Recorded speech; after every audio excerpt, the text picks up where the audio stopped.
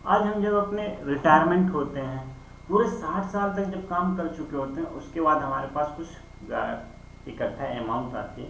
उस टाइम में हमें ये लगता है कि अब हम इस पैसे कुछ ऐसी जगह इन्वेस्टमेंट करें या ऐसी जगह एफडी करें जिससे हमें हर मंथ कुछ ना कुछ आते रहे, जिस तरीके से सैलरी आती रहे उसी तरीके से हमें भी इसका इंटरेस्ट मिलता रहे। ये हमारी सोच बहुत बढ़िया है, ऐसा होना भी चाहिए। जैसे पुराने समय के लोग कहते हैं कि अगर कुएं में झीर बना रहेगा ना तो उसमें हमेशा पानी भरा रहेगा, लेकिन अगर उसमें झीर नहीं रहेगा, झीर कहने का अर्थ है कि अगर उसमें पानी का स्रोत बना रहेगा तो कुआं फुल रहता है, हमेशा आप उससे कितना भी पानी निकाल लो।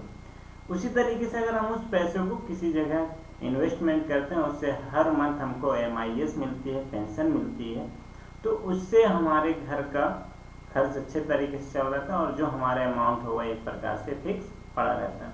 दोस्तों ये गलत नहीं है। हमें जब हम रिटायरमेंट होते हैं तो हमें लगता है कि यार हमें आज 50 लाख मिला, 60 लाख मिला, 70 लाख मिला, ये कोई बड़ी अमाउंट नहीं होती है, बट हमारे लिए तो बहुत बड़ी अमाउंट है।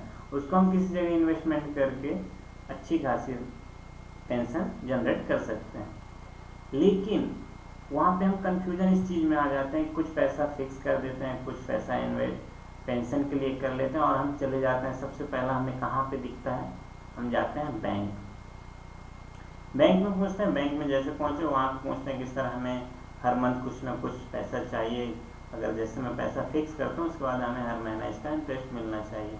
बैंक वाला आपको वो चीज़ समझाता है, एकदम बहुत बढ़िया मैनेजर साहब आपको समझाते हैं कि सर आप इतने साल के लिए करिए और इतने साल आपको इतना इतना आप जमा करेंगे तो इतना इतना आपको इंटरेस्ट मिलता रहेगा और आपको समझ में भी आता है।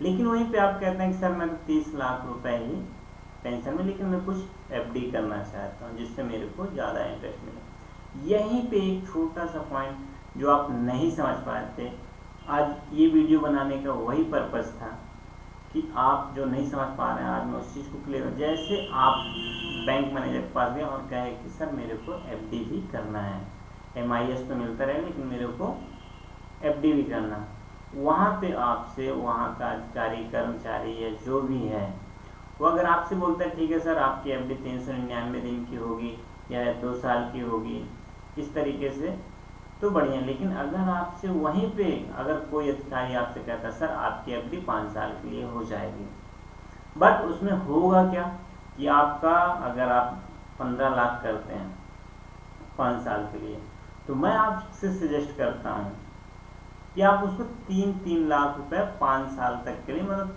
5 बार के लिए एक स्टेप बनाइए कि 3 लाख आज 1 साल के बाद पूरा होगा, 3 लाख 2 साल के बाद, 3 लाख 3 साल के बाद, 3 लाख 4 साल के बाद और 3 लाख 5वें साल। जैसे ही 3 लाख आपका पूरा होगा हम उस प्लान पे डाल देंगे और लास्ट में 5 साल के बाद आपको इतना पैसा मिलेगा। 1 साल की लॉगिंग पीरियड रहती है उसमें।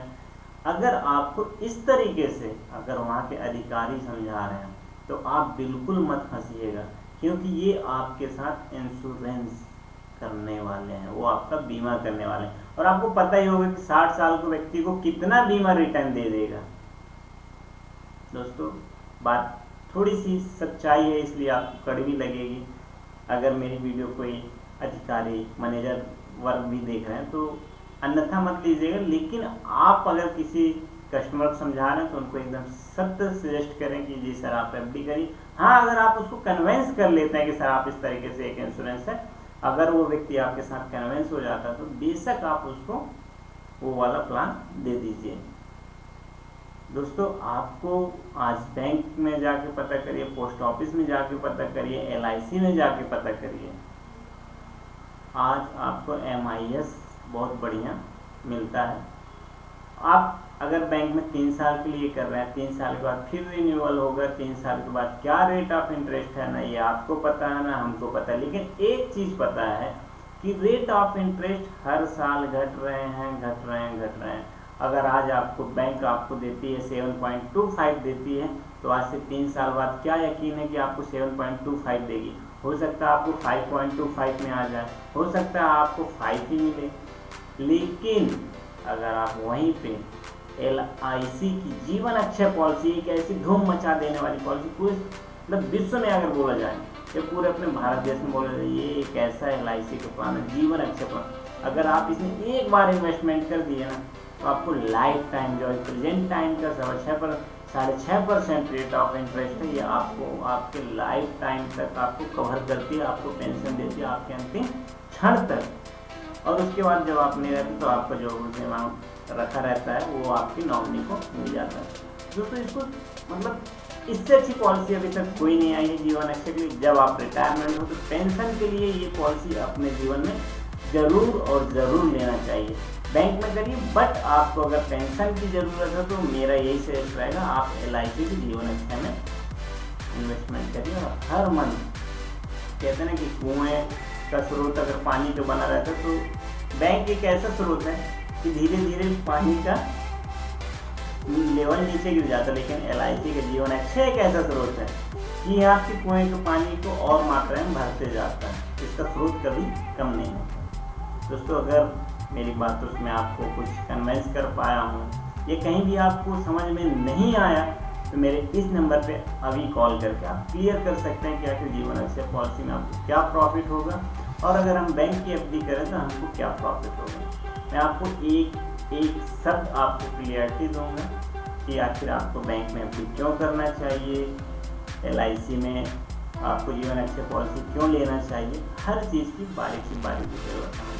तो प्लीज़, मेरा नाम लखन लाल है, मैं एक life insurance consultant and financial planner हूँ। मैं कंसल्टेंसी का ज़्यादा काम करता हूँ, आपको ऐसे तो हर चीज़ को बताऊँ कि आपको इधर इन्वेस्टमेंट करना है या यहाँ पे नहीं करना है, ये आपको प्रॉफिट देगा, ये आपको प्रॉफिट नहीं देगा, उसके एडवांटेज भी बताऊँगा, उसके डिसएडवांटेज भी बताऊँगा। दोस्तों अगर आपको ये वीडियो अच्छी लगे तो शेयर भी अपने दोस्तों के लिए, जो रिटायरमेंट का उनका एक पैसा सही जगह पे जाए, कोई प्राइवेट संस्था पे न जाए। धन्यवाद।